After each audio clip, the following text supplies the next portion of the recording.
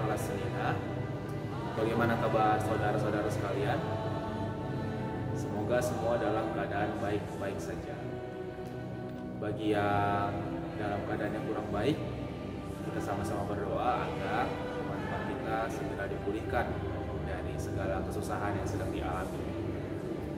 Baik, kali ini saya akan membawakan PJJ karena saya diberikan kesempatan oleh ayah saya sendiri untuk membawakan renungan PJJ minggu ini.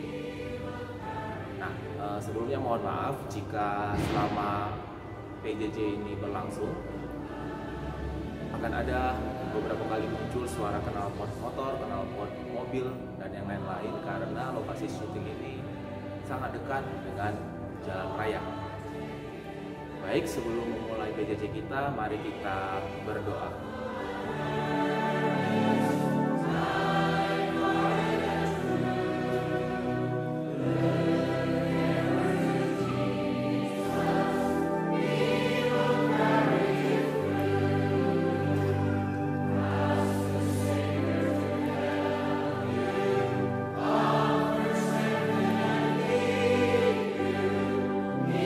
Saudara-saudara sekalian, mari kita membuka Alkitab kita. Bahan PJJ diambil dari kitab 1 Timotius pasalnya yang ke-6 ayat 11 sampai 14. Saya akan membacakannya. Tetapi engkau, hai manusia Allah, jauhilah semuanya itu. Kejarlah keadilan, ibadah, kesetiaan, kasih, kesabaran, dan kelembutan. Bertandinglah dalam pertandingan iman yang benar dan rebutlah hidup yang kekal. Untuk itulah engkau telah dipanggil dan telah engkau ikrarkan ikrar yang benar di depan banyak saksi, di hadapan Allah yang memberikan hidup kepada segala sesuatu, dan di hadapan Kristus Yesus yang telah mengikrarkan ikrar yang benar itu juga di muka Pontius Pilatus. Kusuruhkan kepadamu, turutilah perintah ini dengan tidak bercacat dan tidak bercela, hingga pada saat Tuhan kita Yesus Kristus menyatakan dirinya. Demikianlah firman Tuhan. Baik, saudara-saudara sekalian, ada sebuah buku yang diterbitkan tahun 2004 yang berjudul Hancurnya Etika Politik. Buku ini ditulis oleh seorang Romo Katolik yang bernama Benny Susetio. Saya yakin juga nama ini tidak asing bagi kita. Dia adalah tokoh Katolik yang concern di bidang politik nasional. Jadi di dalam buku ini ada satu hal yang bagi saya sangat penting. Tidak hanya menarik, tapi ini sangat penting. Di bagian pembukaan, Romo Benny ini menuliskan seperti ini. Bangsa ini semakin tidak bermoral. Nah, kalimat itu datang dari celutukan seseorang dalam sebuah perbincangan. Oke. Dan si Romo ini mengatakan bahwa celutukan bangsa tidak bermoral itu bukan tanpa dasar. Nah, argumennya jelas. Argumennya adalah karena tontonan kebangsaan yang setiap hari disuguhkan oleh para pemimpin menampilkan moralitas yang hanya sekedar saja. Bisa dibilang ini moralitas yang hanya formalitas saja. Oke. Bahkan itu tidak jarang terjadi. Nah, bagaimana rakyat Indonesia bisa mengakui keterlibatan moral dalam setiap kepentingan politik jika apa yang disaksikan hanyalah korupsi yang semakin melembaga dan menomor satu di negeri ini? Tidak saja di lingkup pemerintahan, tetapi juga di ruang sidang wakil yang terhormat. Nah, yang lebih ironi lagi, ia katakan bahwa sebagai bangsa yang beradab, yang katanya menghargai adat-adat ketimuran, menjunjung tinggi nilai kesantunan, namun justru menjadi bangsa biadab dan korup kelas wahid. Wow. Jadi dia bilang di awal tadi ini bahwa ada celutukan bangsa ini semakin tidak bermoral. Dasarnya ialah karena hampir setiap hari tontonan yang disajikan ialah korupsi, gitu kan, kriminalisme mungkin juga ada tambahannya, dan lain-lain begitu. Nah, eh, saudara-saudara sekalian, berdasarkan bacaan ini tadi, saya ingin menggeser sedikit sudut pandang penglihatan kita. Kalau tadi dasarnya ialah bangsa dan berujung kepada sebuah pernyataan tidak bermoral, saya akan menggeser kepada gereja. Jika saya menanyakan bagaimana keadaan moral di gereja saat ini, bagaimana tanggapan saudara-saudara sekalian? Kita tadi sudah membaca kitab 1 Timotius. Oke. 1 Timotius yang pasal 6 tadi. Nah, sedikit saya menyegarkan kembali ingatan saudara-saudara sekalian mengenai kitab ini. Jadi secara historisnya, kitab ini ditulis oleh seseorang kepada Timotius. Pada saat itu Timotius memimpin sebuah komunitas jemaat. Kemungkinan itu adalah komunitas jemaat di kota Efesus. Jadi Timotius ini sebagai seorang pemimpin, bisa dibilang pemimpin tertinggi pada saat itu. Di bawah dia ada penatua dan diaken, di bawah penatua dan diaken ada anggota-anggota jemaat. Nah, pada saat itu konsepnya ialah konsep keadaan situasi sosial pada saat itu, orang-orang itu menantikan parousia. Parousia itu ialah istilah yang digunakan pada saat itu untuk mengartikan kedatangan kembali Kristus. Jadi kan ketika Kristus telah disalib, dia naik ke sorga, dia akan menjanjikan akan datang kembali kedua kalinya. Nah, konsep berpikir orang-orang pada saat itu, ia akan segera datang. Jadi dia naik ke sorga, tidak menunggu waktu yang lama, ia akan turun lagi ke bumi. Nah, konsep ini disebut dengan istilah parousia, kedatangan kembali. Jadi orang-orang Kristen pada saat itu mempunyai sudut pandang dan mempunyai pikiran bahwa Kristus itu akan datang segera, begitu. Nah, sementara ketika surat ini ditulis itu mungkin sekitar tahun 69 atau 70 Masehi kalau tidak salah. Berarti ada jarak 30 tahun sekitar 30 tahun antara Kristus naik, baru 30 tahun kemudian surat ini ditulis. Dan orang masih mempunyai alam pikir parousia itu. Nah, lalu ya seperti biasa Timotius itu mengurusi organisasi gereja dengan banyak anggota jemaatnya, dan tentunya dia sebagai orang muda, ya pada saat itu usianya masih muda, pasti banyak mengalami tantangan, hambatan kan gitu kan.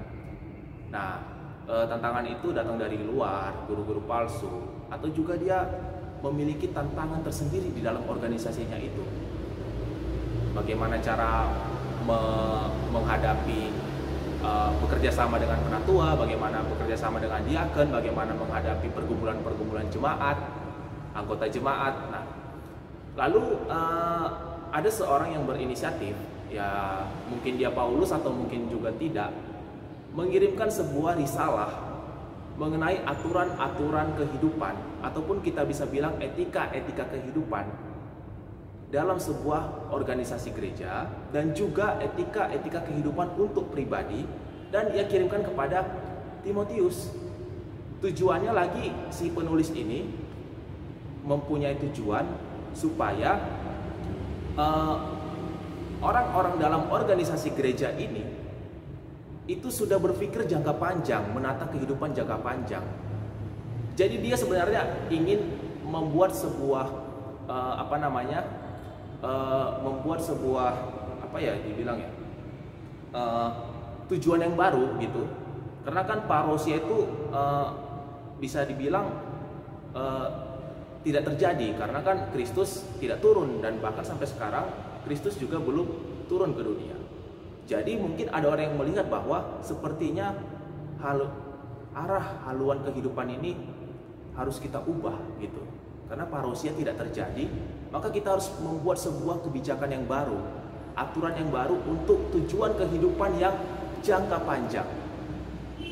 Oleh karena itu, penulis Timotius ini berinisiatif menulis sebuah tuntunan-tuntunan hidup baru dan diberikan kepada Timotius yang berguna untuk dirinya sendiri dan berguna juga untuk orang-orang di bawahnya tadi, penatua, diaken, dan anggota-anggota jemaat.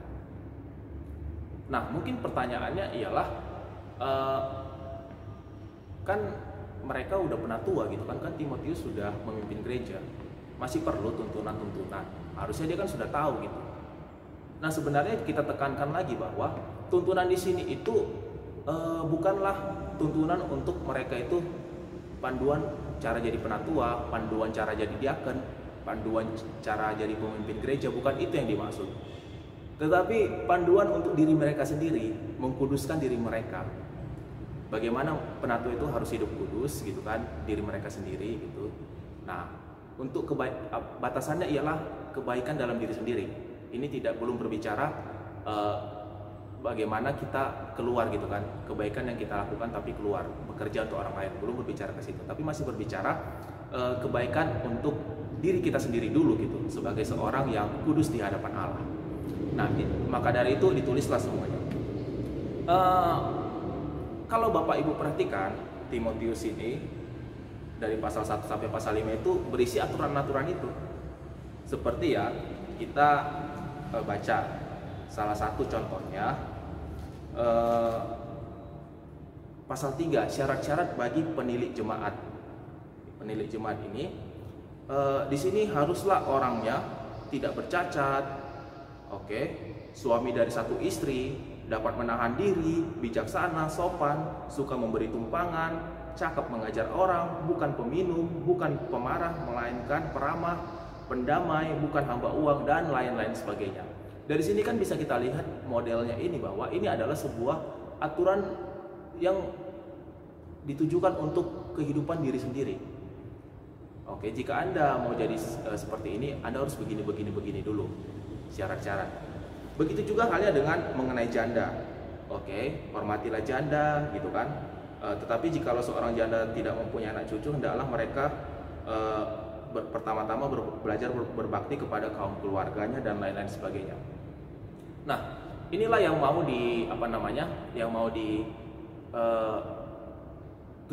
maksud yang mau ditujukan oleh penulis ini kepada Timotius. Di akhir surat ini, Paulus menulis pesan penutup. Seperti biasanya kita menulis surat, pastikan kita awali dengan pembukaan, isi, dan penutup surat. Nah, penutup surat ini ya sama seperti penutup surat pada umumnya. Ini berisi rangkuman dari apa yang sudah ditulis tadi. Rangkuman dari semua aturan-aturan pasal 1 sampai pasal 5. Nah, rangkumannya itu di ayat 11 dikatakan bahwa jauhilah semuanya tadi itu ya, larangan-larangan tadi seperti cinta akan uang dan lain-lain, tetapi kejarlah keadilan, ibadah, kesetiaan, kasih, kesabaran, dan kelembutan. Dan kamu harus bertanding dalam pertandingan iman dan harus menang. Karena apa? Karena engkau telah mengikrarkan janjimu itu di hadapan Kristus, seperti Kristus juga sudah pernah mengikrarkannya di hadapan Pontius Pilatus. Jadi rangkumannya tadi itu ialah kejarlah keadilan, ibadah, kesetiaan, kasih, kesabaran, dan kelembutan. Bapak Ibu sekalian, pola-polanya ini sebenarnya ini adalah pola yang terjadi dalam setiap abad dan segala tempat.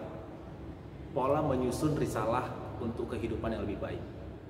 Ini biasa terjadi. Coba Bapak Ibu bisa ingat ataupun bisa coba imajinasikan bahwa manusia pada dasarnya ialah hidup.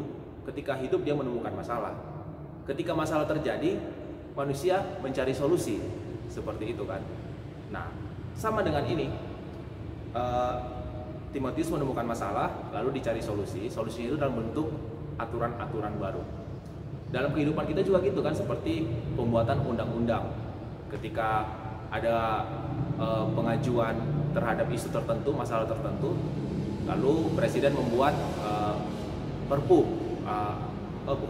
rancangan undang-undang, membuat rancangan undang-undang, lalu dirapatkan dengan DPR. Setelah itu disetujui, jadilah undang-undang. Sifatnya sama Bapak Ibu, dan dalam gereja juga ini sering terjadi. Makanya gereja sering melakukan sidang-sidang dalam skala sinodal kan. Di situ mereka membahas masalah-masalah yang sedang terjadi dan dicari aturan-aturannya untuk menghindari masalah tersebut. Inilah pola yang dipakai di sini.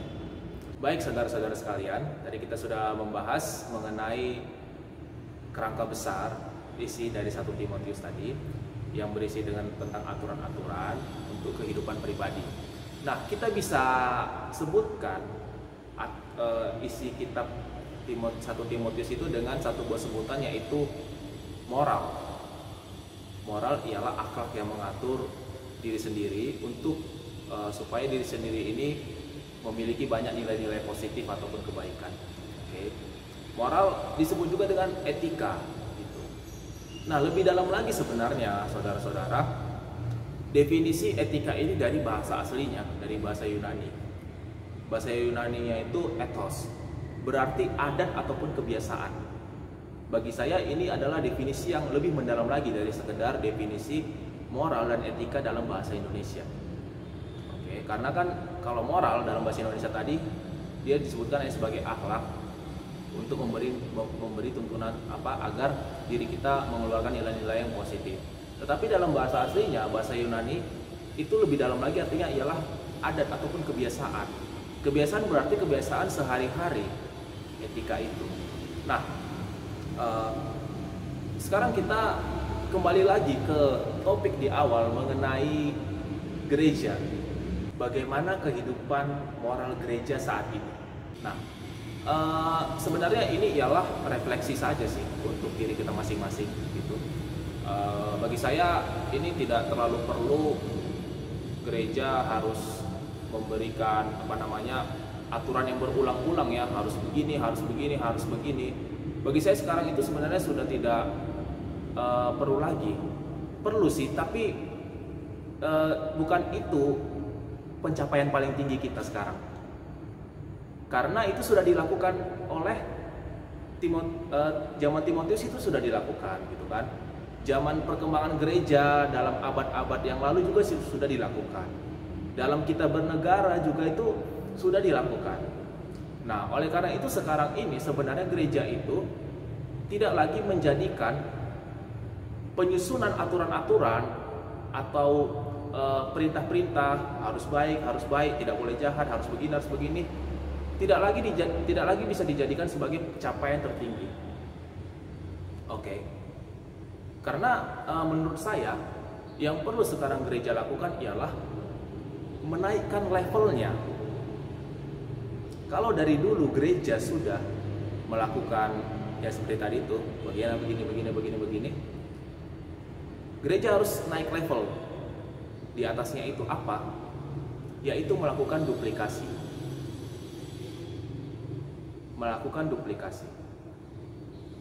Artinya apa sih? Artinya kita memberikan contoh kepada orang-orang. Jadi begini saudara-saudara, ada satu konten yang menarik di YouTube. YouTube-nya ini adalah MLI ya, Majelis Lucu Indonesia.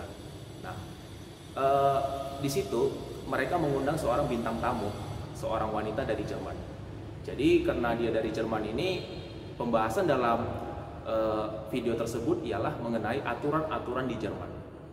Jadi dibacakan 5 aturan di Jerman. Nah, ada salah satu aturan ketika mereka membacakan aturan nomor 3 itu kalau tidak salah, dilarang menyeberang sembarangan, gitu kan? Dilarang menyeberang di sembarang tempat. Oke. Lalu ditanya dikonfirmasi nih oleh pembawa acara kepada si wanita ini tadi yang lama tinggal di Jerman. Wanita ini orang Indonesia, tapi dia lama di Jerman. Dia bilang, iya memang di Jerman itu kita tidak boleh menyeberang sembarangan, oke? Harus di lampu merah, zebra cross. Jadi ada lampu lalu lintas, di bawahnya ada zebra cross, di situ menyeberang. Nah, emang nggak ada gitu kayak misalnya di Indonesia ya udah nyebrang di sini aja nih gitu. Nggak ada. Dulu pernah gitu kan. Ada orang yang mau menyeberang sembarangan. Oke, dia udah nyebrang sini aja, jauh banget tuh, mutar ke zebra cross. Nah, lalu temannya di samping bilang, nggak boleh, jangan. Entar kalau anak-anak kecil lihat bagaimana?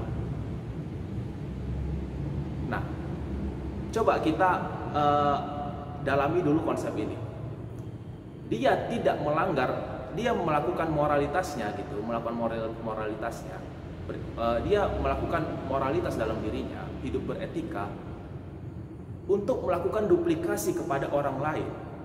Oke. Orang lain itu bukan orang selevel dia, tapi orang lebih muda dari dia. Oke. Karena si orang muda ini diasumsikan punya kehidupan yang lebih panjang dari si orang yang menyeberang ini, orang dewasa yang menyeberang ini.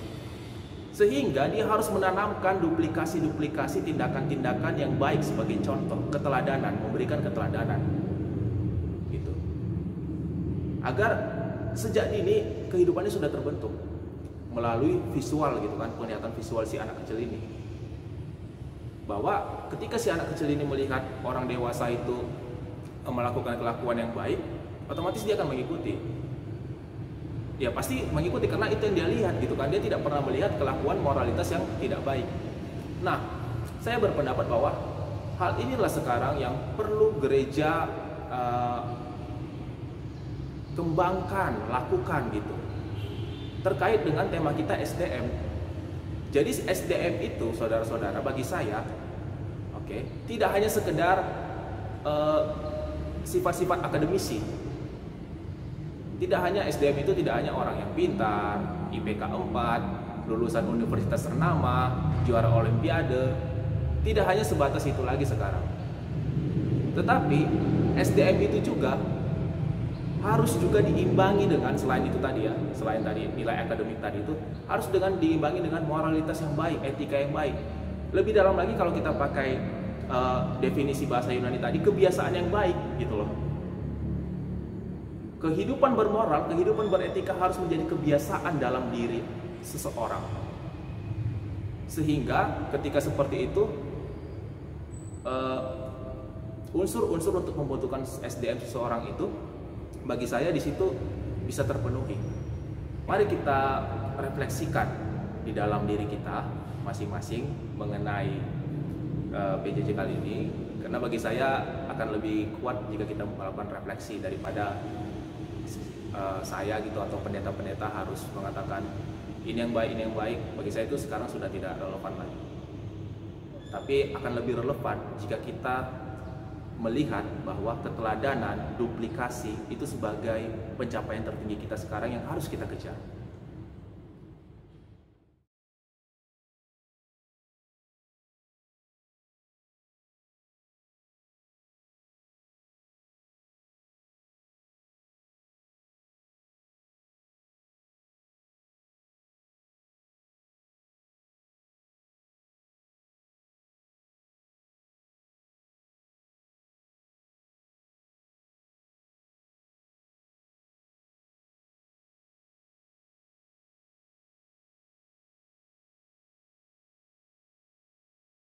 Baik saudara-saudara sekalian, demikianlah renungan PJJ kita kali ini.